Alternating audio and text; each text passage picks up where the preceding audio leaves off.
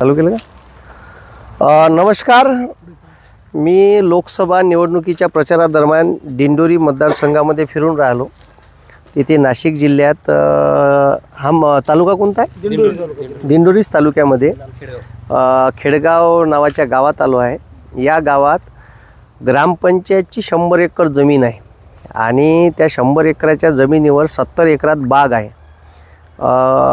गावचे मागच्या 45 वर्षापासून ग्रामपंचायत त्यांच्याचकडे आहे आणि एक हे बाग ग्रामपंचायतले 25 लाखाचं ॲव्हरेजली इन्कम इयरली मिळून देते. म्हणून आम्हाला आज सुरगणाला सभा आहे. ती सभा असं नियोजन करून आम्ही ही बाग पाहासाठी आलो स्पेशली. तर इथे वेगवेगळ्या आंब्याच्या प्रजाती लावलेल्या आहे. त्याच्यानंतर इथं सोबतच चिकूची आहे वाटते. चिकू आहे, अजून आहे, पेरू आहे, चिकू आहे, पेरू आहे. आता तुम्ही पाहू शकता हे केशरचं झाड आहे. हे कोणती व्हरायटी आहे? ही केशरच आहे. ही केशर आहे. हो, पण ही वेगळं केशर वाटत वेगळं आहे. केशर काय झालं त्यांनी मिक्सअप दिलेलं आहे आपल्याला. त्याच्या संदर्भात झाडं केशरची वेगवेगळी झाडं आता बरेच व्हरायटी त्यांनी ही हा केशर पाहिला आपण, हा रेग्युलर खात असतो. हो, हा केशर नाही पाहिला मी. ह्याच्यामध्ये हा बांगडा स्वरूप बरं, एक कर्नाटक येते आणि एक गुजरात येते. तसं त्या पद्धतीने त्यांनी केशरची लागवड केली आहे. हो, आणि आपल्या आवडीचा आंबा आहे. ठीक आहे. हे पहा, हे इकडं आता हे पाडी आला आहे आंबा. जवळ घे. पाडी आलेला आंबा आहे. हे इकडे हे बघा. बरं, मग याचं हे उत्पन्न कसं मिळते, मी असं त्यांना प्रश्न विचारला होता. तर त्यांनी सांगितलं का हे गावात आम्ही आमसभेमध्ये ग्रामपंचायतच्या याचा लिलाव करतो ग्रामसभेमध्ये, आणि ते लिलावात जो हायेस्ट बोली बोलन त्याला ते शेत पूर्ण देऊन द्यायचं. तो पैसे देऊन देईन वन टाईम, आणि त्याच्यानंतर तो त्याची निगा राखणे, त्याची लागवड करणे, आपलं फळ घेणे आणि ते विकणे, तो त्याचं ते पाहत बसन. असंच आहे ना? हो. अरे बापरे, ही कोणती प्रजाती आहे? बापरे, हे बा, हे सगळे आंबे लागून आहे. अच्छा, बैगम फल्ली आहे का हे? हा हां, बैगम फल्लीची व्हेरायटी आहे हे. अच्छा, आमच्याकडे बैगम फल्ली म्हणते आले.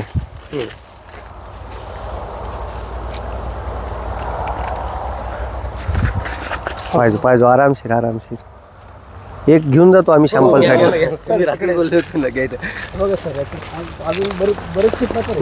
म्हणजे आता पाडी आलेला केशर खाऊन पाहायचा होता. भेट मिळेल का? ही कोणती आहे? हा राजापुरी आहे. आताच्या आता आपल्याला म्हणजे मिक्सअप लावली आहे का? जशी गाडी उपलब्ध झाली त्यांना आपण केशर सांगितले, पण त्यांनी मिक्सअप दिले. मग त्याच्यामुळे मध्ये ज्यावेळेस मोठे झाले त्यावेळेस आपल्याला वेगवेगळे प्रकार आहे. मग हे काढाच्या वेळेस ना छाटाच्या वेळेस तर लय प्रॉब्लेम जात असं. नाही, आता हे बरोबर त्याच्यामुळे मग ते काही काढायचं. अच्छा, ही राजापुरी व्हेरायटी आहे. ही बैगम फल्ली आपल्या इकडे जी चालते रसासाठी रेग्युलर, कम पैसे में ज्यादा आवाज. आणि केशर थोडासा महाग असतो. गुजरातचा केशर जास्त महाग असतो. ही गुजरात केशरची व्हेरायटी आहे. आणि हे बा, हे सगळे हा वेगळ्या दिसत आहे पुन्हा. अच्छा, हा हे आहे आपलं याला कोणती व्हेरायटी म्हणते? दशहरी.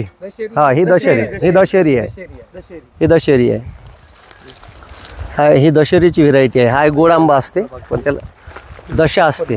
पिकलेला आंबा पडलेला पिकला पाडी आलाय. तरी सर यावेळेस पावसाने थोडेसे नुकसान झाले. हो का? मोहरच काय झालं, मागे पुढे झाला, त्याच्यामुळे बरंचसं उत्पन्न म्हणजे त्यांचं असं थोडं मागे एवढं आहे. अरे बापरे, ही कोणती व्हेरायटी आहे? राजापुरी. हाय, राजापुरी आहे का? बरं, ह्या राजापुरी खाले कसं असते? मोठी साईज. राजापुरी रसासाठी खूप हे राहतो, त्याला जास्त गड निघतो आणि कोई छोटी त्याची, त्याच्यामुळे हा खायला खूप. कलर रसाचा कलर रेड कलर, पूर्ण लाल कलर. पूर्ण लाल कलर, पूर्ण भगवा का? भगवा, पूर्ण भगवा कलर. केशर सारखा. हो, केशर पेक्षा रेड जास्त राहतो. हो का? हो, जास्त रेड. यार, मग ह्या आंबा आमच्याकडे येत नाही. हा, या आंब्यामध्ये म्हणजे एक आंब्यामध्ये कमीत कमी 2 ते 3 लोक रस खाऊ शकतात. एवढा रस निघतो. एवढी मोठी त्याची काही होती. साईज खूप मोठी होती. आता छोटा आहे. तिकडे त्या बाजूला आहे, तिकडे मोठे. हे दाखव रे. याच्यापेक्षा मोठे त्या बाजूला आपण लावलेले पूर्ण ते कलम. हे तर मोठाले आंबे आहे. भरपूर मोठे मोठे. झूम कर. ही राजापुरी नावाची जात आहे. असं का?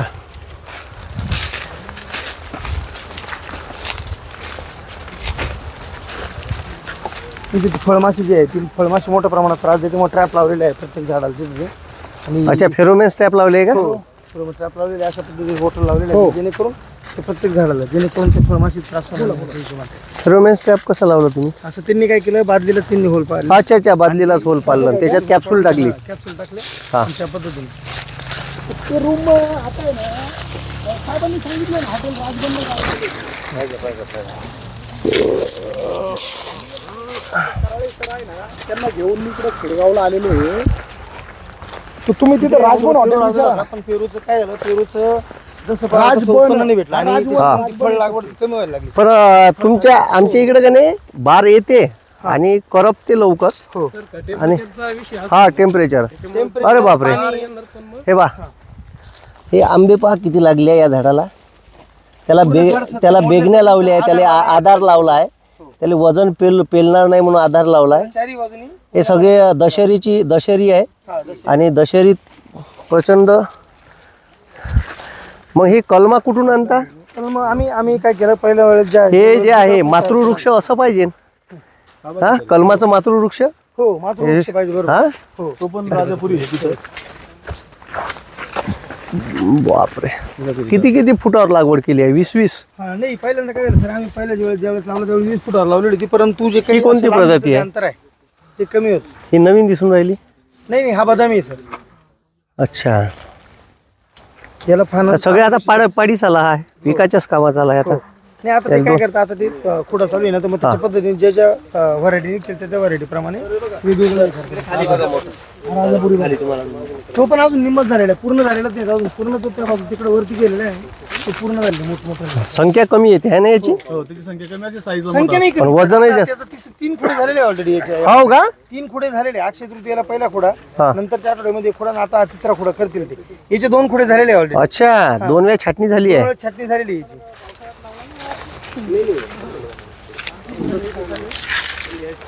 पक्ष्यांचा काही त्रास? पक्ष्यांचा आता कसं आहे, थोडेफार पक्ष्यांसाठी सोडलं तरी चालेल. आमच्या इकडं खूपच त्रास आहे, पोपटांचा खूपच त्रास आहे. आमच्या इथं एका जणाने लावली आहे, भालेराव म्हणून आहे, केशरची. इथे कसं माळरानावर द्राक्षबागेनंतर लगेच येतं, त्याच्यामुळे मग पक्ष्यांचं काही एवढं जास्त त्रास नाही. बापरे. आणि जमीन पूर्ण अशी खालवर होती ती, जेणेकरून मग पाणी वगैरे कसं आहे? ड्रिप पूर्ण ड्रिप इरिगेशन केलेलं आहे ग्रामपंचायतीने. हा, पूर्ण ड्रिप वरती केलेलं आहे, पूर्ण गायरान म्हणजे सगळे झाले.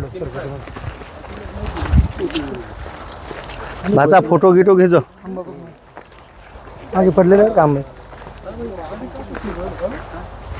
बापरे, मस्त आहे पण. हा, हो, छान व्यवस्थापन आहे. आता कुठं जायचं आपण? खाली ते आवळ्याचं आणि तिकडे डॅम जो आहे ना, आणि जलस्वराज्य प्रकल्प आहे आपला. हो, पट घ्या म्हणजे आम्हाला निघायचं आहे. पॉज करत जा रे. काढून टाकले, उत्पन्न नसेल रे. नाही उत्पन्न होतं, परंतु आम्हाला जे क्वांटिटी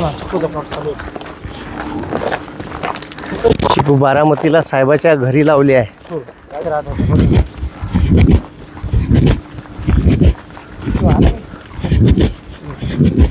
तिकडे जाऊन परंतु वरती जाऊन